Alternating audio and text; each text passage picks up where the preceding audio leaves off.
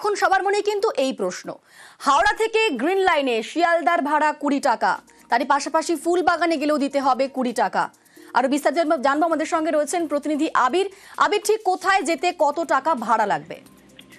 তুমি দুটো উল্লেখ করেছো, বাকিগুলোর ক্ষেত্রে বলছি সল্টলেক সেক্টর 5 যেতে 30 টাকা লাগবে, করুণাময়ী যেতেও 30 টাকা লাগবে, city centre, central park, Bengal chemical এগুলো যেতেও 30 টাকা করেই লাগবে। এমনকি সল্টলেক স্টেডিয়ামও পৌঁছে যেতে পারা যাবে হচ্ছে 20 টাকা ভাড়াতে।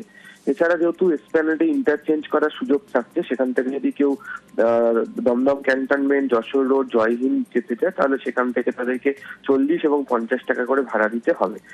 অন্যদিকে হচ্ছে এয়ারপোর্ট মেট্রো যেহেতু চালু হচ্ছে এবং সেখান থেকে হচ্ছে একদিকে নোয়াপাড়া হয়ে ইন্টারচেঞ্জ করতে পারা যাবে এবং সেখান থেকে একদিকে হচ্ছে চলে আসতে পারা যাবে হচ্ছে শহীদ ক্ষুদিরামের দিক পর্যন্ত, অন্যদিকে দক্ষিণেশ্বর অব্দিও যাওয়া যাবে।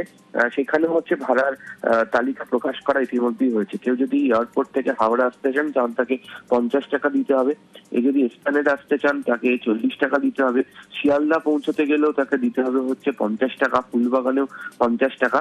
তবে মজাদার হচ্ছে যেহেতু এখনো পর্যন্ত এয়ারপোর্ট থেকে বাইপাস ধরে নিউ টাউন ধরে এখনো পর্যন্ত সল্টলেক পর্যন্ত মেট্রোর কাজ সম্পন্ন হয়নি, ফলে যদি কেউ মেট্রো পথে এয়ারপোর্ট থেকে সল্টলেক সেক্টর 5-এ আসতে চান তাহলে ভৌগোলিক পথে দূরত্ব কম হলেও মেট্রো পথের ভাড়া পড়ে যাবে হচ্ছে 70 টাকা, তার কারণ তাকে মেট্রোতে একাধিক জায়গা ইন্টারচেঞ্জ করে আসতে হবে।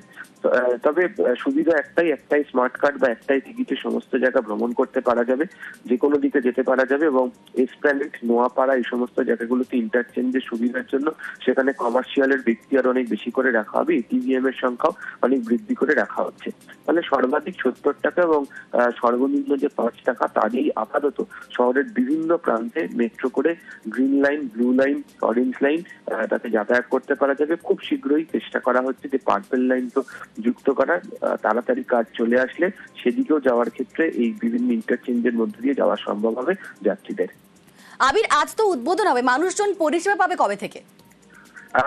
যেটা পরিকল্পনা তারা নিচ্ছেন সেটা হচ্ছে যে সল্টলেক সেক্টর 5 টু হাওড়া ময়দান আজকে থেকেই পরিষেবা চালু করার জন্য পরিষেবার সংখ্যাও বৃদ্ধি করা হচ্ছে। 186টা মেট্রো চালানোর আপাতত সিদ্ধান্ত নেওয়া হয়েছে এবং যে তালিকা তারা প্রকাশ করছেন কমার্শিয়াল বিভাগ থেকে, সেখানে জানা যাচ্ছে যে সকাল 9টা থেকে প্রায় 8 মিনিট অন্তর মেট্রো পাওয়া যাবে হাওড়া ময়দান থেকে সেক্টর 5 যাওয়ার জন্য। দুপুর 12টা থেকে বিকেল 5টা পর্যন্ত 10 মিনিট অন্তর মেট্রো পাওয়া যাবে।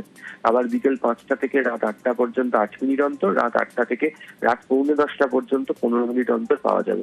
একই রকম ভাবে সেক্টর 5 থেকে হাওড়া ময়দান আসার ক্ষেত্রে 8, 16, 10, 15 এভাবে ভাগ করে দেওয়া হয়েছে।